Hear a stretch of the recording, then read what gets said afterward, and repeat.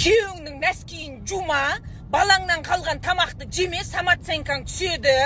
Ойбай, ене мен атаға сен қызмет жасауға міндеттемессің. Өзіңді сүй, өзіңді бағалы деп. Қартайғанда ертең терезеден қарап, қу тізелерін құшақтап, өздерін қалыңдар содан кейін. Баладан жейміз қағанын, біздің қазақ обал деген бар. Мен балаларым үйдің бәрі шаш тастайды. Пәленбаймын қалған суқа фруктылардың бәріне суарластырып, кептіріп жейміз оны. Ешқандай самооценкам түскен жоқ, самооценкам сендерден жоғары айналайындар. Бұлар кәдімгі орыстар бар ғой, енді бәріне бір топырақ шашпаймын. Кәрі бір мысығын құшақтап, күшігін құшақтап, жалғыз өзі тұрады. Соған әкелатыр бізді бұлар. Неғып қазір қатындар деймді, барлықтарын неғып, ойбай мотивация керек, ойбай коучтың ақылы керек, ойбай психолог керек деп неғып арғындарыңдар да қалдыңдар. Осыдан 5 жыл алдын Инстаграм жоқ кезде біреу жоқ еді ғой осының. Солардың ақылынсыз өз ақылдарымен өмір сүрдің.